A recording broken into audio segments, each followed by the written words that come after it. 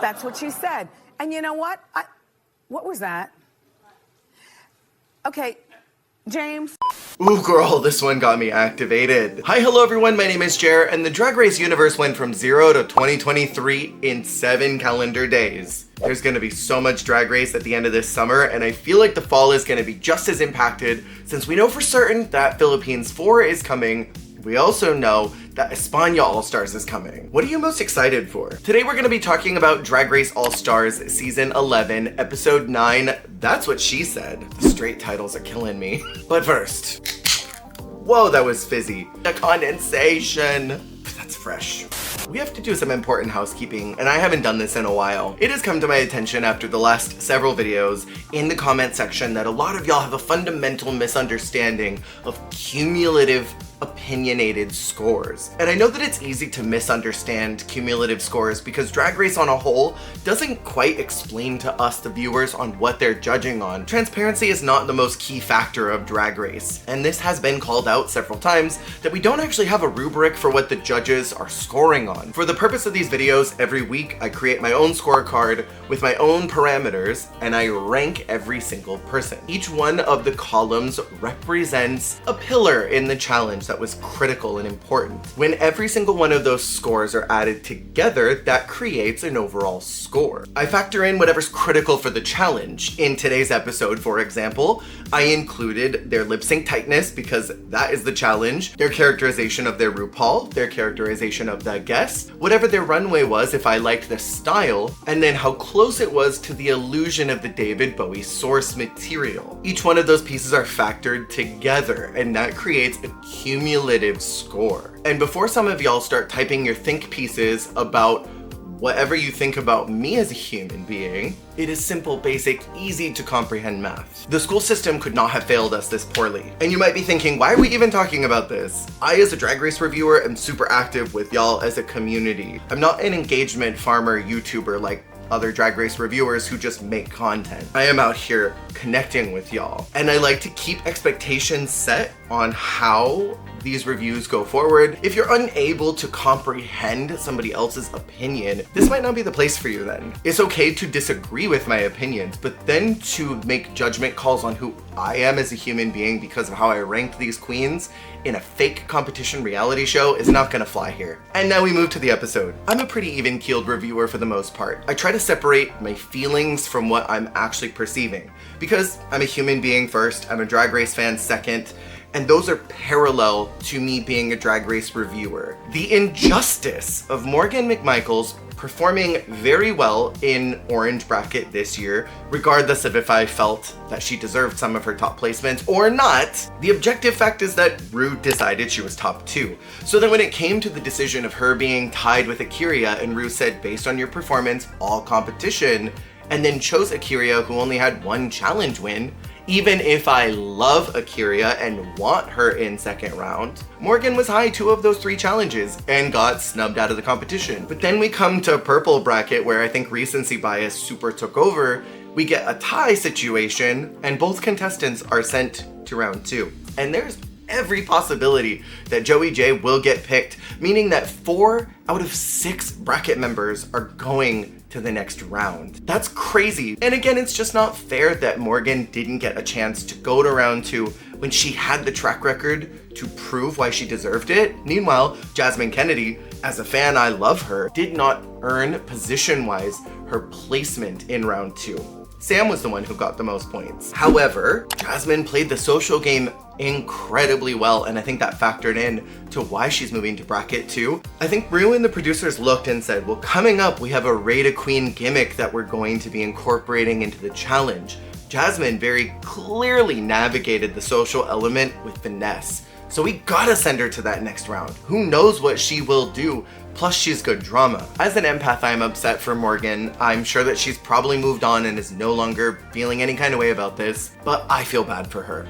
I don't think it's fair. Drag Race is not fair. I'm putting that on a t-shirt. For the very last challenge of Purple Bracket, the queens have to lip sync to some spoken word monologues from the RuPaul show. The queens have to portray RuPaul as well as a guest that was chosen for them and create a characterization that is, in Ru's words, totally twisted. I mean, that really could mean anything. That is up to anybody's interpretation. Twisted to one person could mean batshit crazy, and twisted to another could just mean a little off the books. And that's what I mean when I say that Drag Race is not transparent about its scoreboard. What does totally twisted mean? That could literally be interpreted any kind of way. In the cold open, the MBQ ceremony had every possibility of being the drama of the season, right next to Aura and Selena. And the key to all of this chaos lied in Sugar Cane's hands. When she received a point from Sam Starr for being Sam's mom's favorite drag queen, Sugar makes eye contact with Joey J. Sugar had this lingering thought, I could just take Sam's point and not give her one. I could double bamboozle everyone and shoot my way to the top. And she should have done that. This is a competition. Everybody's friendships will survive after the show. That is what it is. Sugar had the opportunity and she fumbled the ball. As much as I love Sugar Cane, she's just kind of here this season. She's not making big, bold swings. Every time she tries, she restrains herself and pulls herself back. And when you only have 3 episodes to make a splash, you don't have time to not be bold. I appreciate her sticking to her values, but this wasn't the time to do that. I'm sorry. And I think she got in her own feelings quite a bit, because the following day she explains to the queens that she's feeling bamboozled by them, that she's feeling like there were secret alliances in the room. And I think this was all just one big projection to avoid taking accountability for the fact that she felt bad about her own decision and she felt that she made the wrong choice. For my rankings this week, I was looking pretty heavily at the tightness of the lip sync. Tight. Spoken lip syncing is hard. There are breaths, there are pauses, there are little crackles of the mouth when someone enunciates a word, and there's an intricate way that you have to lip sync to words that were spoken by someone as opposed to just lip syncing a song, where there's a lot of interpretation you can take. Cadence and that fine, nuanced performance is such a tightrope walk, and not a lot of people can do spoken word very well. And as someone who did the entire Vitamin of Vegemin spoken word monologue from the I Love Lucy show in front of Delta work, and afterwards she told me I was one of the funniest queens she had seen in a long time, I have expertise in this field of drag. And so again, I scored on that, the RuPaul performance, the guest performance, and then of course the runway factored in as well to my cumulative score. And as always, that free scoreboard is available on Patreon, the links are below. In my 6th position, largely because her runway was a big old booty butt chop that drug her scores down into the depths, is Kennedy Davenport. I already feel the dissertations, but wait. She received Eartha Kitt for her celebrity to portray. Initially, I was extremely excited for this because the storytelling potential was extremely high. Kennedy portrayed RuPaul in season 7, and in my opinion was one of the worst RuPauls of the entire Whatever Happened to Merle Ginsburg skits. And then Kennedy's very close friend, and I believe drag daughter, adopted daughter at some point, Chi Chi DeVayne, portrayed Eartha Kitt in her very first Snatch Game. And so the layers of Drag Race storytelling were beautiful and special, and I was connecting with it, but there was very little conversation about either one of those things on the show. Kennedy was ranked the lowest for me on her lip syncing because, quite frankly, I couldn't see all of it. There's a chunk of her lip sync where Kennedy is lip syncing as RuPaul, but the camera is on Eartha.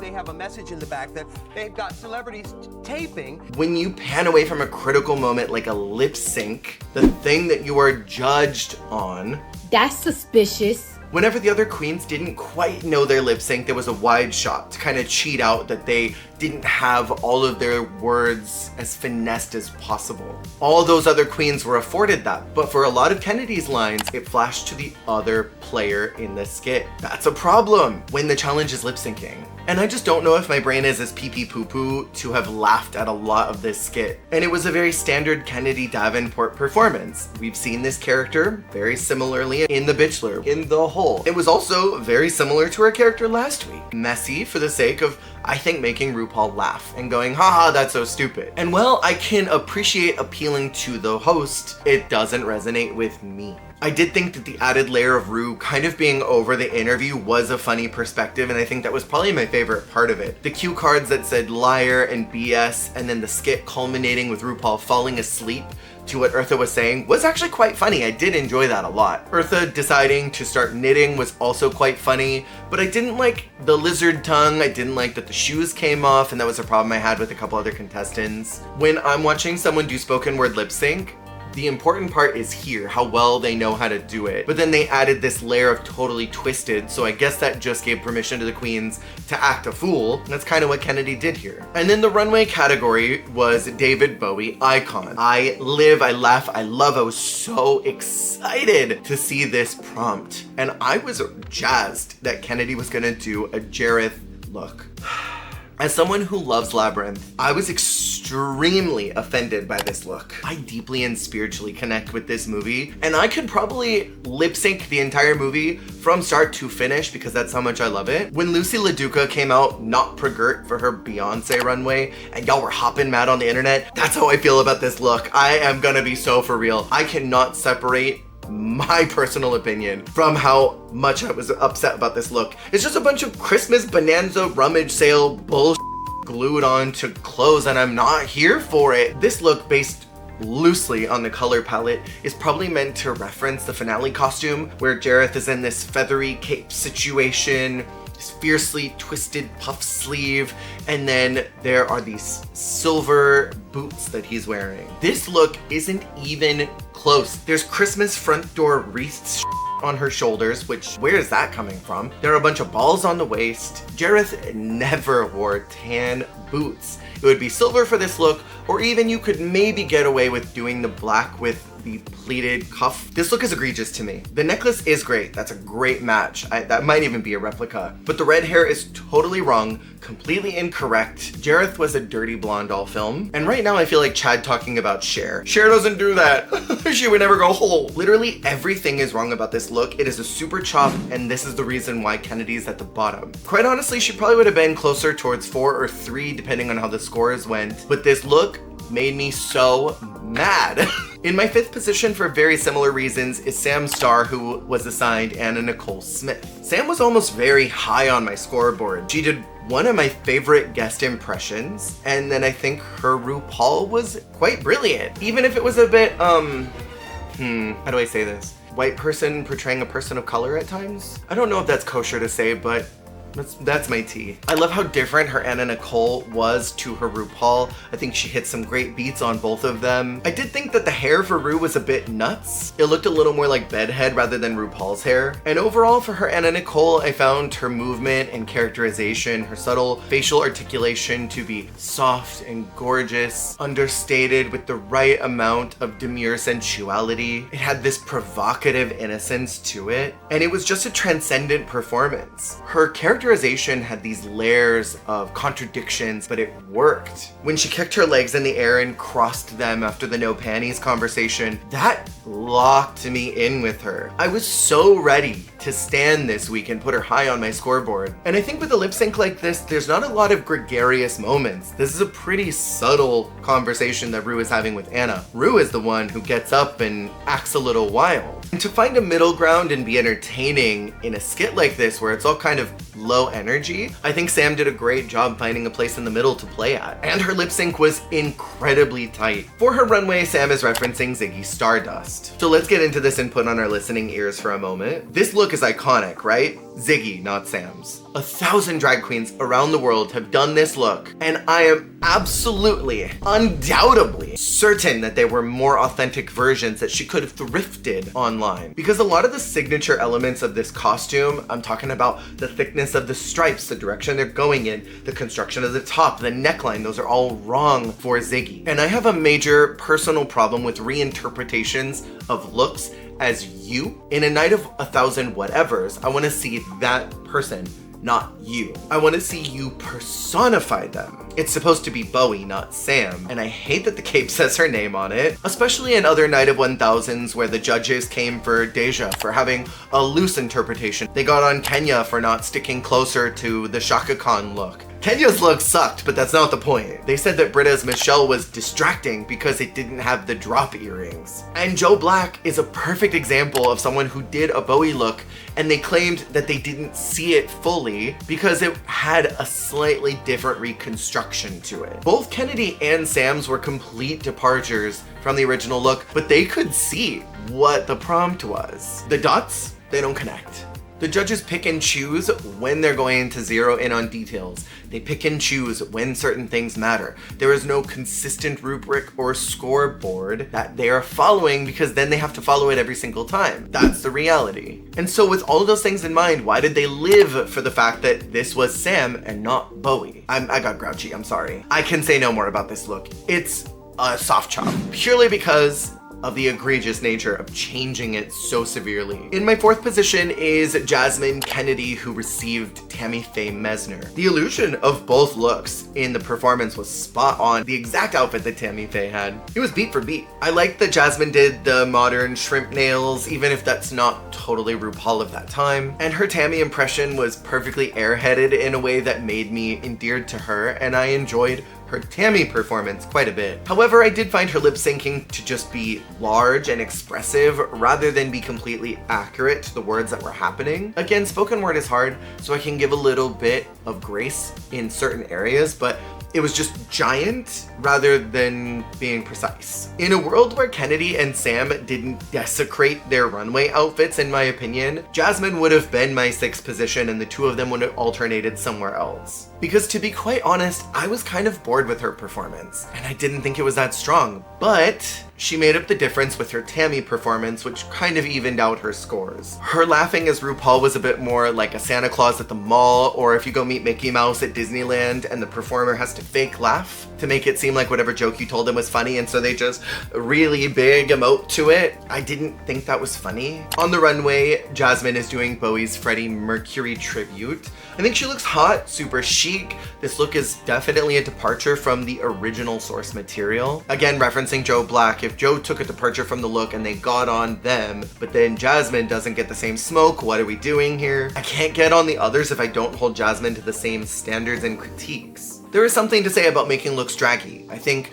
Mistress Isabelle Brooks is a great example of that with her Destiny's Child look. She had the puppets on her shoulders. That was super high drag despite being a major departure from what Beyonce's original look was. This look to me is a bit more fabulous runway ready. The intricacy of the tie going into the shirt is super hot. I think that the color block is eye-catching and exciting. I give a lot of credit for making this look fashion and feminine, but it's lacking a bit on authenticity in my opinion. I do think she looks great in mint though. The look is a soft slay. It's close enough. In my third position is Sugar Cane, who received Cher for her skit. Sugar would have been fifth in my lineup had Kennedy's runway been better, had Sam's runway been more authentic. But Sugar made the most points with her lip sync because that was the tightest in the room, on God. But truth be told, she was at the bottom of the barrel for her Ru and for her Cher. Those were crunchy. The movements for Ru were like a crack dealer. I didn't understand the characterization at all. I don't think my brain is pee-pee poo-poo enough to have laughed at this. It was so impersonal and inauthentic, which is very RuPaul, but come on. For me, it teetered that line of Serena Cha-Cha doing that fake cough during their lip sync performance in episode 2, where she had to portray Raja and she's like,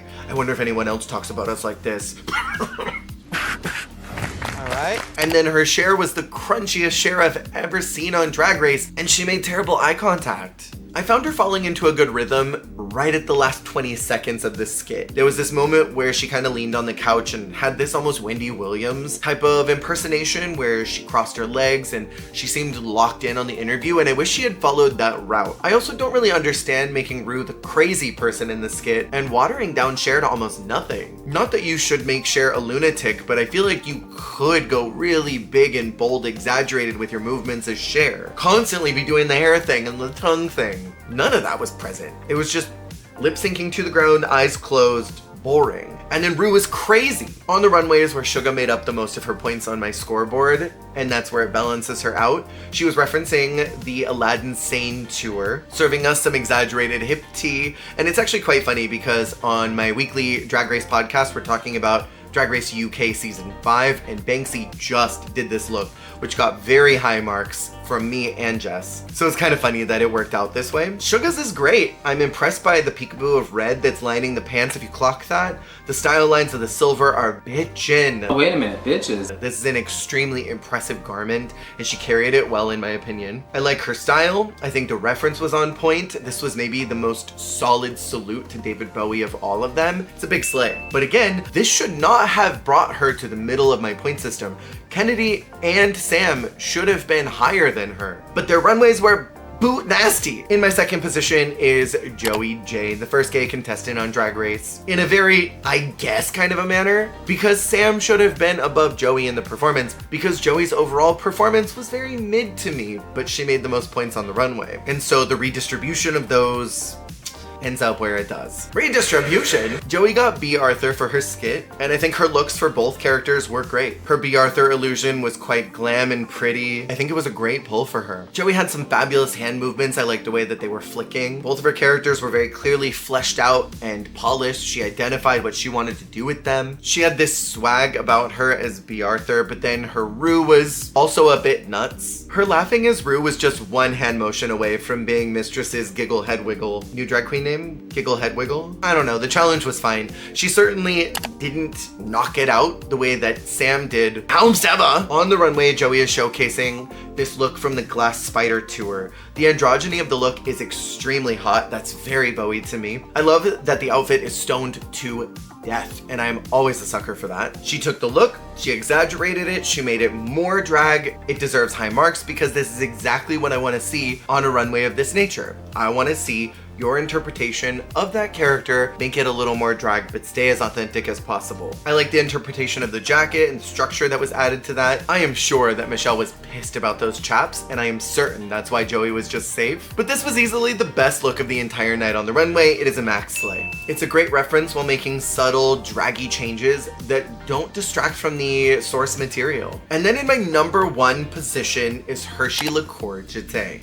Ooh, sometimes the judges' critiques on Drag Race make me wonder if I'm not a funny person. They make me wonder if I don't have a sense of humor. But then I remember, no, I do have a sense of humor, and it is very refined. I could not believe that they did not see the humor in this performance. Hershey was my undeniable top player this week. Even if her lip sync was less tight than some of the others, she was right about at the middle. Her patty made me laugh the instant that she rounded that corner. Her Ru was absolutely the anchor of that comedy, and Patty got to be the bombastic one, but she found ways to make Ru also funny. When Hershey opened up that notepad and started taking notes like a therapist, I lost oxygen. I had to pause the episode and breathe because I was laughing so hard. The props were smart. Her incorporation of the physical comedy was smart. It was highbrow, intelligent comedy, and it wasn't just stupid hard to make Ru laugh. If I saw this performance in a bar, I would tip. And Patty spoke a lot in that original interview, like a mile a minute. That was a hard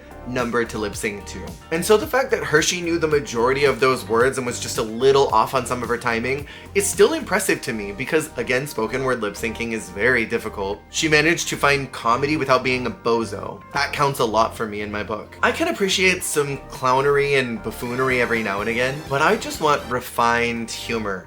Is that too much to ask for? Maybe Drag Race is not the right forum for that, but it's what I want to see. Whatever the judges were on for not liking this performance, I would like a piece of it. And for the runway, Hershey was serving Bowie's performance at the Brixton Academy. I think the color on Hershey is everything. She did exaggerate the proportions quite dramatically. The sleeves are a big departure from the original look. That front collar is maybe a bit more Prince than Bowie, but overall I find it fabulous. She does lose some points on authenticity, but her characterization as both Ru and Patty carried her score to the top of my board. And I think it's undeniable, at least to me, that Hershey burns up the runway every time that she presents. It's a very glam slay. Ru called the top two as Kennedy and Sam, which kind of surprised me because they glazed Jasmine during her critiques, they glazed her during deliberation, they really seemed to connect with her, and they had little to say about Sam in comparison. Very clearly Sam was on their vision board because I think that they knew she wasn't going to get points from anybody in that room. And then instead of doing, I don't know,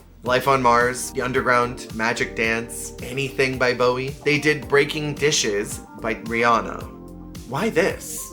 It's a great song, and this was a battle of the dancers. Kennedy was eating up every corner of that stage, and Sam had literally no chance against her. I may be in complete disagreement with Kennedy's top placements this bracket, but I'm so endlessly excited that we get to see her lip sync. It's what I want to see from lip sync assassins when they come back to Drag Race. I want to see them perform again, and sometimes the All-Stars format doesn't always lend that ability, and so I'm glad that we got to see Kennedy perform, because she's goddamn good at performing. I was a bit lost and locked in on Kennedy, so I didn't see what Sam did at all. Kennedy is called as the winner. I agree. And as soon as the lip sync started, Jasmine was conversating in the back with the other girls about either locking in her or Hershey. And as it started, I'm like, they're not gonna do that. I was and still am gooped that it worked out in her favor. I thought, no way, she's gonna get Selena here. This is not gonna happen. Peck, peck, peck, peck. Traitor. The social gameplay this season has been phenomenal to watch. And dare I say this, All-Stars is one of my favorites purely based on the social game and the gaggery over the judges' critiques and thoughts and deliberation. Suga gave her point to Jasmine. Joey gave her point to Jasmine. Hershey gave her point to Jasmine. But what I appreciated is that Jasmine said in her appeal, either Hershey or myself. Either me or Hershey, however she said it. And she stuck to that. She decided that if the other queens were going to lock in Hershey, she was also gonna do the same thing and vote for her. It just so happened that they voted for Jasmine over Hershey, which is a bummer. I would have liked to have seen Hershey go to the next round. Jasmine's ploy worked. Gagged. Gooped, gaped. With the points all tied, it then falls to RuPaul's decision on who's gonna make the merge, and she chooses both Sam and Jasmine. I discussed earlier why I think this happened, but I'll reiterate. The producers and Ru know that Jasmine's good drama, she's good social game, she makes good TV, and that always counts on Drag Race. And I'm positive that they kept Jasmine to squeeze out a little more of that from her. The one thing I will say from the mic cuts of Ru and Michelle deliberating on who they were gonna bring back, there was a lot of revisionist history regarding Morphine, when Michelle said that her zombie character in the QVC challenge was very funny, and Ru agreed. You all didn't think that before! The two of them decide that their wild cards are gonna be Morgan, Selena, and Joey. I'm so glad that the other judges did not get a hand in this, because then we don't end up with two of the same player. And they learned their lesson from last year, where the wild card pick was so unsatisfying because they show up at the last episode. The wild card queen will appear next week. I'm very happy to see that. That means they get a fair shot, rather than just being catapulted to the end. And for the first merge challenge, they're doing a challenge called Tell Me Something Good, which is probably going to be framed as some type of heart and soul, be authentic situation that they actually want to just make RuPaul and the judges laugh. I'm guessing it'll be like charisma, uniqueness, nerve, and talent monologues, and so whoever does the dumbest thing will win. But there's also a Rate a Queen twist, and it's the MVQ edition. So what does that mean? That could change everything. I was expecting Snatch Game. I have a lot of thoughts about that, which I'll share next week. What'd y'all think about this week's episode? Who won it for you? Let me know in the comments below. Make sure to subscribe if you haven't already, and we'll see y'all on the flip.